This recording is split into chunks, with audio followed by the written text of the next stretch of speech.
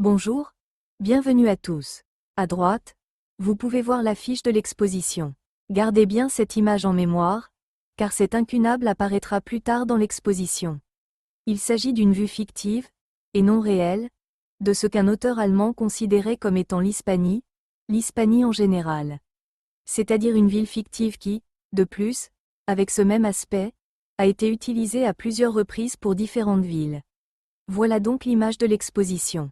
Comme toujours, nous faisons un voyage dans l'ordre chronologique. Et, comme d'habitude, nous commençons par l'ouvrage fondamental de l'histoire de la cartographie, à savoir la géographie de Claude Ptolémée que nous avons ici. Il s'agit de deux facsimilés de grande qualité, provenant de deux manuscrits différents, l'un conservé à la Bibliothèque nationale de France, datant de 1490, et l'autre conservé à la Bibliothèque apostolique Vaticane, datant des années 1460. Dans son premier chapitre, on peut voir en quoi la géographie diffère de la chorographie. Et c'est ainsi que commence notre histoire. Cet ouvrage marque la naissance de la cartographie scientifique. Il comporte un premier chapitre, donc important, que Ptolémée intitule « En quoi la géographie se distingue-t-elle de la chorographie ?» Point. Il explique que la géographie est en quelque sorte une cartographie mathématique, qu'elle doit représenter le globe, qu'il faut utiliser les mathématiques, la science rigoureuse, etc. Cependant, la chorographie s'occupe des détails, du travail du peintre. Ce serait une sorte de cartographie à grande échelle, mais on pourrait la comparer aux vues de ville. Pour se faire comprendre, il utilise cette analogie, la géographie serait comme dessiner la tête entière, il l'assimile au monde, tandis que la chorographie serait les détails comme l'oreille, un œil.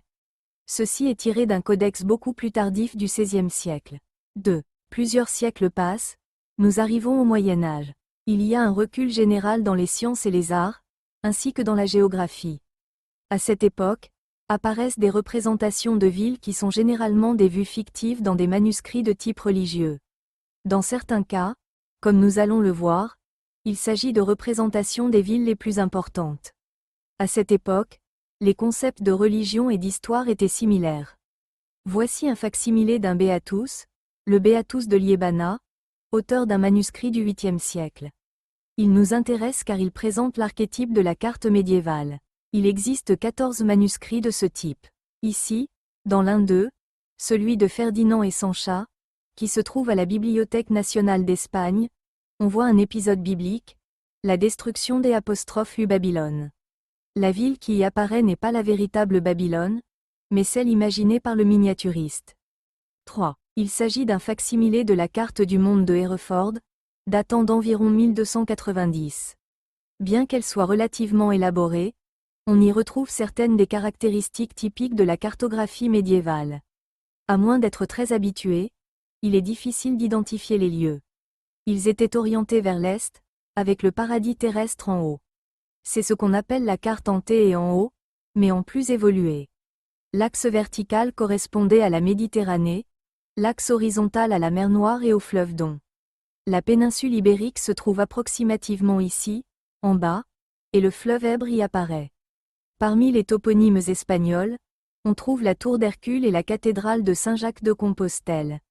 Détail typique de la cartographie médiévale et de la Renaissance, la mer Rouge peinte en rouge, la mer Rouge et le golfe Persique. Et ce chemin qui passe au-dessus, c'est là que Moïse a ouvert les eaux pour laisser passer le peuple d'Israël. Cela avait une grande inspiration religieuse. Où se trouve Jérusalem? Au centre de la carte. Sur les mappemondes médiévales, Jérusalem était au centre, ce qui était très courant, représenté en plan. Certaines villes importantes y figurent, mais elles sont fictives. Elle apparaît au centre parce qu'elle était le centre du monde terrestre et spirituel. 4. Nous avons ici un autre manuscrit du bienheureux de Liébana qui, dans ce cas, est conservé avec sa carte du monde. Il se trouve à la Bibliothèque nationale de France, c'est celui de San Andrés del Arroyo, et vous pouvez le voir ici. Il s'agit d'une carte du monde circulaire, sur laquelle les villes sont dessinées de manière élaborée mais fictive. 5. Les cartes marines font leur apparition au XIIIe siècle, la plus ancienne connue datant d'environ 1270. Les cartes marines avaient pour but la navigation, elles étaient donc rigoureusement cartographiques. Si une carte marine n'est pas correctement réalisée, Elle ne sert pas à la navigation. Les précédentes n'étaient que des cartes informatives, destinées à enseigner la religion. Les cartes marines se caractérisent par le fait qu'elles contiennent des informations côtières, qui sont celles qui intéressent pour la navigation, avec une toponymie perpendiculaire à la côte et l'intérieur rempli à des fins décoratives. Cependant, les villes importantes y figuraient également. Voici le planisphère de Cantino de 1502, qui est un registre royal portugais, connu pour être le premier à mentionner la ligne du traité de Tordesilhas, qui divisait le monde entre le Portugal et la Castille, une moitié pour chacun. Il indique: voici la frontière entre la Castille et le Portugal, c'est-à-dire que c'est la frontière. Curiosité, il s'agit d'une carte nautique du monde, et pourtant on y trouve une ville énorme, Jérusalem. Pourquoi? En raison de son importance. D'ailleurs, elle apparaît sous la forme d'une forteresse médiévale européenne. Tout cela était donc imaginé par l'auteur. Quelle autre ville est étroitement liée à la navigation et aux cartes marines? Venise apparaît ici, dans ce cas, imaginé avec une lagune. Cela reflétait les intérêts de l'auteur de la carte. En Afrique, on trouve le château de Saint-Georges de Mina. Il s'agissait d'une petite forteresse, mais elle revêtait une importance fondamentale pour les Portugais, car c'était la première factorerie qu'ils avaient établie en Afrique. C'est là que se déroulait le commerce, notamment celui de l'or et des esclaves. Elle était donc essentielle pour eux. À l'époque, il y avait 3 villes à représenter dans le monde: Jérusalem, Venise et ce petit fort. 6. D'autres cartes marines. Celle-ci, datant de 1508, est conservée à la Bibliothèque apostolique Vaticane et le modèle est à peu près le même. Nous voyons une carte marine de la Méditerranée. Je pense que vous pouvez reconnaître les zones côtières.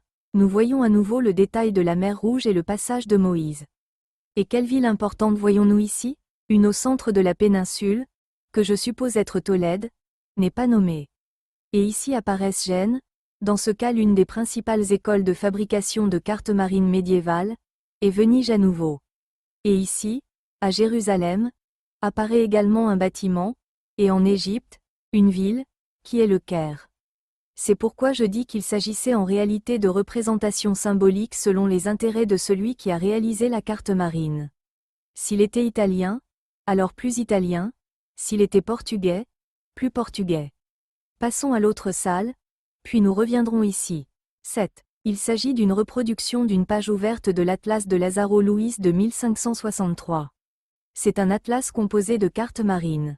La moitié gauche représente la mer Rouge, orientée vers le sud, un passage d'une importance fondamentale pour les Portugais, car c'est par là qu'ils acheminaient toutes leurs marchandises, comme le poivre des Indes. On voit ici l'importance du canal de Suez, où un navire s'est récemment échoué. À cette époque, c'était également un passage stratégique dominé par les Portugais. On voit ici des villes qui ont de l'importance pour eux. L'une d'elles, par exemple, est la Mecque, mais le dessin est totalement fictif. Ici, par exemple, on voit le monastère Sainte-Catherine, sur le mont Sinaï, des représentations mixtes entre le commercial et le religieux. Et la moitié droite est une carte marine de la Méditerranée. Elle est tournée vers l'ouest, où l'on peut voir le blason du Portugal sur toute la péninsule. On voit également des villes importantes, comme Venise, une autre qui ressemble à Alexandrie et une autre qui. 8. Les codex de Pietro del Massaio peuvent être considérés comme la première collection de vues manuscrites prises sur le vif ou avec une certaine fidélité. Cet auteur italien en a réalisé plusieurs entre 1469 et 1475, mais seuls 3 ont été conservés. Il s'agissait de codex de la géographie de Ptolémée, mais ils ajoutaient une nouveauté, une annexe avec des vues de ville. Celui qui est conservé à la Bibliothèque apostolique Vaticane contient toutes ces vues: Milan, Venise, Florence, Rome, Constantinople, Damas, Jérusalem, Alexandrie et le Caire. Nous l'avons ouvert à la page de Florence et Rome. Si quelqu'un a déjà visité ces villes, il reconnaîtra certains éléments de la vue. Ce n'est pas comme le précédent, où apparaissaient des villes orientales représentées à la manière occidentale. Ici, on peut déjà distinguer des éléments réels. Le facsimilé est de bonne qualité, même s'il a été réalisé dans les années 80 et que les facsimilés sont aujourd'hui de meilleure qualité. Là où il y avait de l'or, il y a maintenant de la feuille d'or. Le matériau actuel imite le parchemin, il s'appelle pergamenata, Ce sont donc des facsimilés pratiquement identiques aux originaux. 9. Peu après apparaît la première collection de vues imprimées qui sortent déjà d'une presse. Dans quel ouvrage? Dans celui-ci, Le pèlerinage en Terre Sainte. Datant de 1486, il a été réalisé par un ecclésiastique allemand, von Bredenbach, qui a voyagé en compagnie d'un peintre. Il a dessiné, d'après nature, des vues des villes qu'il traversait. Ce livre présente plusieurs particularités. Tout d'abord, les vues qui y figurent sont la première version imprimée d'une vue de ville, par exu celle de Venise ci-dessus ou celle de Terre Sainte ci-dessous. C'est le premier livre de voyage illustré et aussi le premier à contenir des cartes pliées, c'est-à-dire qu'il est conçu de manière moderne. Une édition a été publiée en Espagne en 1498. La vue de Venise a un format spectaculaire, assez frappant. Ce n'est pas une vue réelle mais une vue panoramique, comme celle que l'on fait avec un téléphone portable, en prenant des photos et en les superposant. Car cette vue n'existe pas telle qu'elle, elle est élaborée, mais ceux qui ont été à Venise peuvent en reconnaître les éléments. Elle a été réalisée par xylographie, à partir de blocs de bois sculptés. Et celle-ci dessous est un mélange entre une vue de Jérusalem et un plan de la Terre Sainte. La vue se trouve au milieu, mais c'est aussi un plan dépliable de grand format. Celui de la Terre Sainte se trouve à la Bibliothèque nationale et pourrait être considéré comme l'une des deux seules cartes incunables imprimées en Espagne. L'autre se trouve dans une géographie de Pomponio Mela. Ce serait donc le premier atlas imprimé des villes. 10. Au XVIe siècle, Münster publia une cosmographie où figuraient de nombreuses villes, comme celle ci-dessus, un plan xylographique de Paris. Et celle ci-dessous est un dessin du Caire inclus dans un atlas nautique qui est lui-même une copie de celui de Piri-Reis, où l'on voit 3 pyramides mal dessinées. Il ne l'avait certainement pas visité en vrai non plus. 11. Peu après, en 1593, toujours en Allemagne, le Liber Chronicarum, ou Chronique de Nuremberg, est publié à Nuremberg. Beaucoup le considèrent comme l'incunable le plus spectaculaire en raison de son format. Il contient 1800 illustrations xylographiques, mais seulement 600 blocs gravés sur bois. Pourquoi? Parce qu'il les réutilise, par exemple, cette vue de l'Hispanie, il l'utilise pour 7 villes différentes. À cette époque, la fabrication d'un bloc était coûteuse et il contient environ 89 vues de ville, mais en réalité, seules 30 sont réelles, prises sur le vif. Lesquelles, certaines, déjà vues, ont une importance historique ou religieuse, par exemple Jérusalem, Rome, Constantinople, et les autres se trouvent dans le centre de l'Allemagne. Pourquoi? Parce que cet homme vendait son œuvre là où il vivait et qu'il n'était pas pareil de présenter à un compatriote une vue fictive d'une ville qu'il ne connaissait pas plutôt qu'une ville qu'il connaissait. Elle a été publiée à Nuremberg et Nuremberg est la seule ville qui apparaît sur une double page sans texte. Il s'agit d'un facsimilé d'un exemplaire enluminé. L'Institut géographique national possède un original. C'est l'un de nos joyaux. Nous avons également l'édition en latin, une en latin et une autre en allemand. D'où nous avons reproduit une autre des vues les plus frappantes du Liber Chronicarum, celle de l'Argentine, qui n'est pas l'Argentine actuelle, mais Strasbourg. Argentine est le nom latin de Strasbourg, probablement en raison de l'argent. La tour de la cathédrale, représentée telle qu'elle est, sort du lot. Pourquoi sort-elle du cadre et est-elle si remarquable? Parce qu'à cette époque et pendant 200 ans, la tour de la cathédrale de Strasbourg était le bâtiment le plus haut de la chrétienté. Autrement dit, le fait que le dessin sorte du cadre et envahisse le texte est probablement intentionnel. Il s'agit donc de la première collection de vues imprimées de toute l'Europe avec des villes représentées telles qu'elles sont. Nous arrivons à un moment critique de l'exposition, à savoir l'apparition du premier atlas spécifique aux villes, le Civitates Orbis Terrarum, en 1572. 2 ans auparavant, le premier atlas moderne de l'histoire, celui d'Abraham Ortelius, avait été publié. Nous en possédons un exemplaire à l'IGN. Suivant la tradition de Ptolémée, ils ont pensé qu'il fallait également en créer un pour les villes. C'est pourquoi, 2 ans plus tard, le premier atlas spécifique aux villes, le Civitates Orbis Terrarum, a vu le jour. Il est l'œuvre de Georg Braun et Franz Augenberg. Au fil des années et des décennies, il s'est constitué en un ouvrage en 6 volumes et a fini par compter plus de 500 villes environ. Dans le cas de l'Espagne, il y avait 45 images de 35 lieux. Certaines ne sont pas des villes, par exemple El Escorial ou le tunnel de San Adrián, qui a déjà été exposé ici dans le cadre de l'exposition sur la cartographie du Pays basque. Ce sont des copies en couleur de l'exemplaire enluminé que nous possédons. On voit ici, par exemple, que Burgos et Saint-Sébastien partagent la même page, mais à partir de 2 plaques différentes. Ce sont des reproductions sur zinc des plaques originales en cuivre qui étaient utilisées. Les plaques en cuivre n'ont pas été conservées, mais celles-ci sont exactement identiques, à la différence près que le zinc peut être touché. On peut voir qu'elles sont gravées en creux. Elles sont recouvertes d'encre, nettoyées, placées dans une presse, et l'image est transférée sur le papier. Bien sûr, le dessin doit être inversé. Une erreur typique des graveurs était de transférer le dessin directement sur la plaque, ce qui donnait une image inversée à l'impression. Ici, nous avons Burgos, San Sebastián, Bilbao, avec un V à la 2e lettre, mais ce n'est pas une faute d'orthographe, l'auteur l'explique en disant que Bilbao vient du latin « bellum badum ». C'est une version qu'il a inventée, je ne sais pas d'où il la tire. Le tunnel de San Adrián se trouve ici, à gauche, et comme nous l'avons déjà raconté, ce sont des personnages qui se rendent au marché de Vitoria. D'autres personnages du Pays basque français apparaissent également, et voici la plaque correspondante. Le dessinateur, Joris Höfnagel, a voyagé en Espagne entre 1563 et 1567, il a réalisé la plupart des vues qui sont incluses, prises sur le vif puis gravées dans l'atlas. Il y a beaucoup de vues andalouses, certaines ne sont pas des villes importantes comme Alhama, Écija, et Madrid n'y figurent pas, par exemple.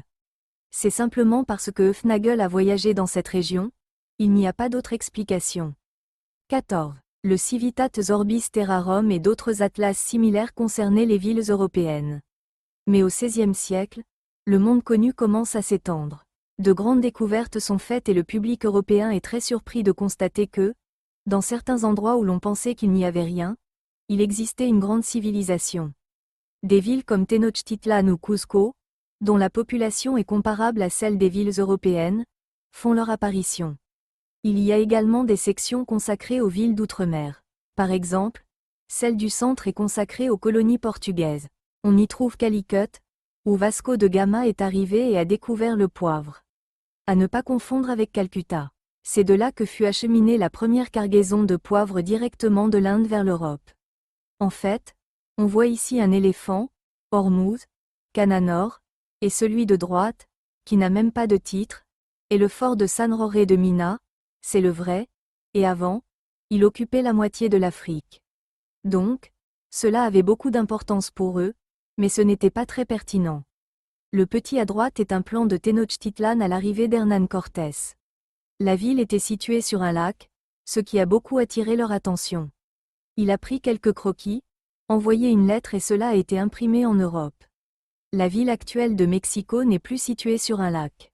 On a commis l'erreur de copier l'original directement sur la planche de bois, ce qui fait qu'une fois imprimé, il est à l'envers. Il figurait dans le Civitates Orbis Terrarum, mais aussi dans un autre atlas de l'époque, celui de Théodore de Brie. 15. Au début du XVIIe siècle, en Hollande, apparaissent les cartes ornées de vues de ville. Elles sont appelées cartes ornées car elles sont entourées d'une bordure où apparaissent généralement des personnages en costumes régionaux, souvent répartis par région, par sexe et parfois par catégorie sociale, nobles, paysans, commerçants. Ces vues miniatures qui apparaissent dans la bordure sont tirées du Civitate, comme celle-ci de Bilbao. Il s'agit de la première carte ornée connue d'Espagne, datant d'environ 1610. Leur aspect esthétique est très intéressant, elles sont assez jolies et c'était le but recherché, leur donner un attrait esthétique pour mieux les vendre. Et, en effet, sur le marché ancien, ce sont aujourd'hui des cartes coûteuses car elles sont très belles. C'est une autre carte ornée que nous en avons plusieurs sur l'Espagne à l'Institut, et celle de Visscher de 1623 et nous pouvons voir un schéma similaire, des vues tirées du Civitate et des personnages locaux. Ici, par exemple, apparaît El Escorial et ici Madrid, mais celle-ci ne provient pas du Civitate. 17. Nous sommes toujours au XVIIe siècle et nous sommes arrivés au plan urbain le plus monumental qui existait à cette époque dans le monde, le plan de Madrid de Pedro Teixeira, datant de 1656, réalisé pour glorifier la monarchie espagnole. Ce plan est composé de 20 plaques de cuivre. Seules 7 sont conservées dans le monde, mais l'Institut géographique national a réenregistré les plaques en 1881. En fait, toutes les éditions qui circulent, reproduites par la mairie de Madrid ou par d'autres, proviennent, souvent à l'insu de beaucoup, du fac-similé réalisé par l'Institut, qui est identique à l'original car il a été réalisé par des méthodes photographiques. On trouve cela dans certains portails, dans les rues de Madrid. Certaines institutions nous ont contactés en nous disant « J'ai un Texera de 1656. Nous l'avons examiné et leur avons annoncé la mauvaise nouvelle. Non. Il est très précieux, mais vous avez la copie de 1881 réalisée par l'Institut. » Le titre dit « Mantua Carpetanorum sive matritum urbs regia », ce qui signifie « La Mantoue des Carpetans ou Madrid, ville royale ». Mantoue, ce peuple pré-romain qui habitait le centre de la péninsule. Dans l'Antiquité, Madrid n'était pas une ville avec une grande tradition historique. On s'est alors dit, il faut lui donner une origine mythique, c'est la Mantoue des Carpetans qui figurait déjà chez Ptolémée. Mais ce n'est pas vraiment Mantoue, qui serait probablement Villa Manta. Texera dit, les lettres et les chiffres qui se trouvent sur le tableau des bâtiments, des tours et des façades des maisons de la partie qui fait face au midi, c'est-à-dire au sud, sont tirés du naturel, et on peut compter les portes et les fenêtres de chacune d'entre elles. Je ne sais pas si c'est vrai, mais le plan est, en tout cas, monumental. J'en profite également pour dire que ce plan est disponible en format numérique sur Internet. Si vous recherchez « visualiseur »,« plan »,« Texera », vous pourrez l'explorer et, bien sûr, ce que vous verrez numérisé et agrandi est fascinant, bien plus que ce que l'œil humain peut apprécier. 18. Nous arrivons au XVIIe et XVIIIe siècle, où la technique de la calcographie prédomine. Il existe alors deux autres exemples de Madrid, typiques des atlas allemands de l'époque, où le plan est combiné à différentes scènes, Aranjuez, le Palais Royal, une corrida sur la Plaza Mayor. Et ici, une vue curieuse de Madrid, où une erreur permet de savoir d'où elle provient. Il est écrit « Rivière Rarama » au lieu de « Manzanares », qui est celle qui traverse Madrid. De toute évidence, cela a été fait par des graveurs flamands hollandais qui n'étaient jamais allés à Madrid, comme c'était le cas pour beaucoup d'autres plans. 19. Nous passons à nouveau dans l'autre salle. Nous continuons avec les vues gravées sur cuivre. Les plaques de cuivre sont gravées à l'aide d'un burin pour laisser un espace, puis ancrées et imprimées. Parfois, on marquait et on versait un acide pour qu'il ne morde que dans la zone où le dessin était présent. Cette vue ci-dessus, également tirée du Civitate, représente El Escorial et nous avons voulu la comparer à celle ci-dessous, datant d'un siècle plus tard, qui est beaucoup plus spectaculaire. Celle-ci, réalisée par l'éditeur Blaeu, est en outre un dépliant qui figure dans un atlas, le plus grand atlas cartographique du XVIIe siècle. À l'IGN, nous en avons deux comme celui-ci. 20. Nous avons dit que Madrid n'apparaissait pas dans le Civitates Orbis Terrarum, bien qu'elle fût la capitale de l'empire le plus puissant de l'époque. Mais cela a été corrigé dans une réédition, où quelqu'un a réussi à se procurer un plan de Madrid de Mancelli disparu en 1623 et l'a inclus. Nous en avons deux comme celui-ci à l'Institut. Celui du haut est relié dans l'Atlas des villes et celui du bas nous l'avons obtenu séparément. Celui du bas revêt une importance particulière en raison de cette signature. En bas à gauche, à l'encre sépia, c'est-à-dire à la main, il est écrit W. Olar FC, ce qui signifie que Wenceslao Solar l'a gravé. Nous l'avons vu, nous l'avons acheté, nous avons vu que la signature était celle de Olar, nous l'avons comparée à de nombreuses autres signatures de Olar. Olar travaillait pour Ansonius, qui était l'éditeur de cet atlas. Mais la preuve définitive qu'il ne s'agit pas d'une manipulation moderne nous a été fournie par l'Institut du patrimoine culturel espagnol. Les encres et les supports ont été analysés. Tout était parfait, des traces de cuivre, évidemment, car il était imprimé par calcographie. La signature contenait du noir d'os, des encres compatibles avec le XVIIe siècle. Cela signifie que nous avons découvert à l'IGN qui était le graveur du plus ancien plan de Madrid, antérieur à celui de Texera, qui était considéré comme le plus ancien plan de Madrid. Mais celui-ci est en réalité le plus ancien plan imprimé de Madrid. Découvert il y a quelques années, il est publié dans la revue du ministère. De plus, il n'est pas plié, ce qui confirme l'idée qu'il s'agit d'un exemplaire unique, signé à la main par le graveur et non plié, peut-être pour vérifier le tirage, car ceux qui sont normalement déliés sont pliés. 21. Il s'agit d'une sélection de vues tirées de l'Atlas de Texeira, qui a déjà été exposé dans le cadre de l'exposition « Le Pays Basque sur les cartes ». En réalité, il s'agit d'une cartographie côtière, mais prise sous l'angle d'une vue aérienne. Nous avons apporté la partie consacrée à la côte basque. L'Atlas date de 1634. Pedro Texeira a été chargé de parcourir les côtes espagnoles afin de vérifier l'état du littoral en vue de sa défense. Une partie fondamentale était celle proche de la France, le voisin le plus proche susceptible d'envahir l'Espagne. Nous avons donc ici la côte de Guipúzcoa, la côte de Vizcaya, certaines ont un titre, d'autres non, les Keitio, Ondaroa, Bermeo, le blason de Vizcaya. La côte de Guipúzcoa, Guetaria, Zumaya, Motrico et voici l'embouchure du Bidasoa avec Fuenterrabía ou Hondarribia.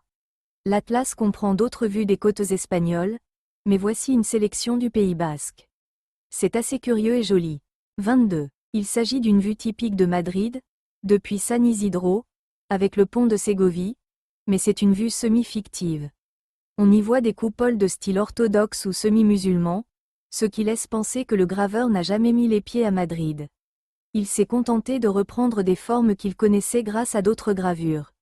La légende des bâtiments correspond, mais on voit des coupoles en forme de flèche là où il y a en réalité des coupoles hémisphériques normales. 23. Nous continuons avec d'autres vues gravées sur cuivre. Nous avons ici deux autres vues en perspective, l'une de Tolède et l'autre de Burgos.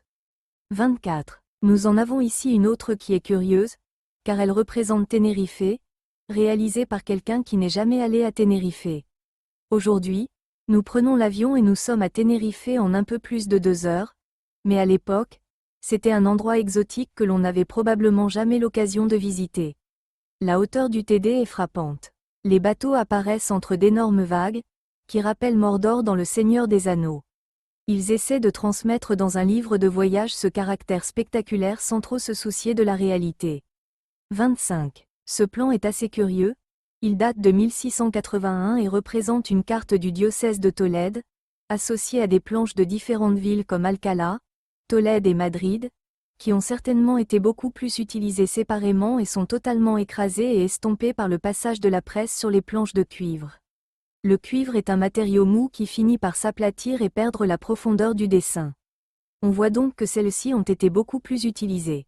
Il y a une autre curiosité, sur l'une d'elles, dans le diocèse de Tolède, apparaît Oran, en Tunisie, qui appartenait autrefois à ce diocèse. 26. Vue manuscrite de Bilbao. Nous l'avons acquise et elle a la particularité, comme toutes les vues manuscrites, d'être unique. Elle représente la ville vers 1670. 27. Ces couleurs rose, vert et jaune sont typiques des atlas allemands du XVIIIe siècle. Dans ce cas, nous avons en bas Barcelone avec une vue du port, et en haut le port de Mahon. Celui de Mahon apparaît avec le titre inversé. Au début, nous avons pensé qu'il s'agissait d'une erreur d'enregistrement classique, mais ce n'était pas le cas. Ces vues étaient utilisées dans des appareils appelés zograscopes et visaient à simuler la profondeur. On plaçait un ensemble de miroirs, on le focalisait à l'infini et cela donnait une impression de profondeur, enfin, pas une grande impression. On utilisait toujours des images très contrastées et avec des couleurs différentes pour les différents plans de profondeur. 28. Au XIXe siècle, la technique de la lithographie fait son apparition. La lithographie ne consiste plus à graver, mais à utiliser des pierres calcaires très polies, sur lesquelles on dessine avec un crayon gras. Elle repose sur le principe de la répulsion entre l'eau et l'encre. Lorsque l'on encrasse la pierre, l'encre reste là où elle a été appliquée et l'eau est retirée, nettoyée, puis imprimée. La finesse des vues lithographiques est beaucoup plus grande. Celle du bas est une jolie vue en couleur de Tolède, datant du XIXe siècle, et celle du haut est une vue de Madrid. 29. Il s'agit d'une pierre lithographique originale. C'est un diplôme, on peut le toucher, il n'a aucun relief, c'est-à-dire qu'il s'agit d'un procédé chimique. On l'ancrait, on posait un papier dessus, on appliquait une légère pression et on l'imprimait. Si l'on voulait plusieurs couleurs, on faisait une marque d'ajustement et on passait la feuille sur différentes pierres et différentes couleurs. 30. La vue du haut est celle du port d'Alicante, également lithographique. Celle du bas, de Madrid, est l'œuvre de Guédon, un Français qui possédait des albums de vues lithographiques prises depuis les airs. Mais on ne sait pas avec certitude si elles ont réellement été prises depuis les airs. C'est possible, car la photographie et le ballon existaient déjà, mais il n'y a pas de consensus sur le fait de savoir s'il volait réellement et prenait des photos ou s'il s'agissait d'une sorte de vue fictive à vol d'oiseau. C'était courant dans le passé. Il existe des vues aériennes qui n'ont pas pu être prises depuis les airs, car les moyens de vol n'existaient pas. 31. Au XIXe siècle, nous arrivons à l'organisme prédécesseur de l'IGN, qui est la Junta de Estadística, Commission des statistiques, et une série de commissions antérieures dirigées par Francisco Coelho. Il ne s'agit pas d'une lithographie, mais d'une calcographie, datant de la seconde moitié du XIXe siècle. Il a publié un atlas avec des cartes provinciales et, pour la province, en l'occurrence Guipúzcoa, il a ajouté des détails sur certaines zones, comme Saint-Sébastien, Guetaria, Tolosa, les environs de Tolosa, etc. Tout ce qui entoure la carte sont des descriptions, des données statistiques. Certaines de ces descriptions sont aujourd'hui politiquement incorrectes. Pas beaucoup dans celle-ci, mais dans d'autres oui, car elles reflètent des opinions sur les habitants de ces lieux. 32. De même, la province de Biscaye est gravée sur cuivre avec différents détails. Et avec des informations statistiques, car il s'agissait d'un atlas contenant des informations statistiques sur toute l'Espagne. 33. Et voici celle d'Álava, sans doute la plus connue ici. On y voit Vitoria, les environs d'Amurrio, Orduña, les environs de Vitoria, La Guardia et les environs de Salvatierra. La cartographie est assez détaillée et curieuse. 34. Celle de droite est également une vue calcographique de Vitoria, dont nous avons un original à l'Institut. La vue montre l'actuelle place de la Virgen Blanca. Dans l'original, publié en 1864 dans un magazine intitulé El Museo Universal, elle s'appelait Plaza del Montirón. On y voit la tour de San Miguel, d'où descend le Celedón. À gauche, un plan de Vitoria datant de 1888, mais superposé en transparence à une orthophoto actuelle afin de pouvoir voir à quoi ressemblait Vitoria au XIXe siècle et à quoi elle ressemble aujourd'hui. On peut constater à quel point la ville s'est développée depuis cette époque, où elle ne correspondait qu'à la partie représentée en couleur foncée. Cependant, Casagnal et Zapatero représentent tout ce qu'on appelait le terme campanile de Vitoria, c'est-à-dire la zone où l'on pouvait entendre les cloches des églises de Vitoria. On voit alors apparaître Ali, Aretxabaleta et les villages environnants. Eh bien, c'est curieux de voir à quel point la ville s'est développée en peu de temps. Car Vitoria est aujourd'hui beaucoup plus grande que ce qui apparaît dans ce cadre. Voici les Conchas, voici la Croix. Et aujourd'hui, Vitoria s'est beaucoup développée vers le nord, Ibaiondo, etc. 35. Et enfin, la grille de San Millán, un document très précieux car il s'agit d'un véritable répertoire de tous les noms de lieux de la province d'Álava, enfin, de l'Álava de l'époque. Il date de 1025, il a fêté ses 1000 ans l'année dernière et croyez-moi, peu de provinces possèdent une liste aussi ancienne des noms de lieux de tous leurs villages, comme c'est le cas ici. On y voit toute la plaine d'Álava, ainsi que la région de Miranda de Ebro. C'est dans ce document qu'apparaît pour la première fois le nom de Gasteiz, entre autres lieux. On le voit ici, Gasteiz, avec un H intercalé. Nous l'avons signalé ici. Environ 90% des toponymes qui apparaissent sont basques. À cette époque, c'était la langue la plus courante en Álava, même si dans le sud-ouest, on commence à voir apparaître non seulement quelques mots latins, comme ripa, mais aussi quelques mots en castillan. C'est curieux, car c'est à peu près à cette époque, peu avant, que le castillan est apparu au nord de l'Èbre, à l'ouest de l'actuel Pays basque, à l'ouest d'Álava et de Biscaye, dans les Encartaciones, à Valdegovia et également au nord de Burgos, tout ce qui se trouve au-dessus de l'Èbre. C'est donc curieux, mais on voit déjà apparaître des noms qui sonnent comme de l'espagnol, tels que Antepardo, Casicedo.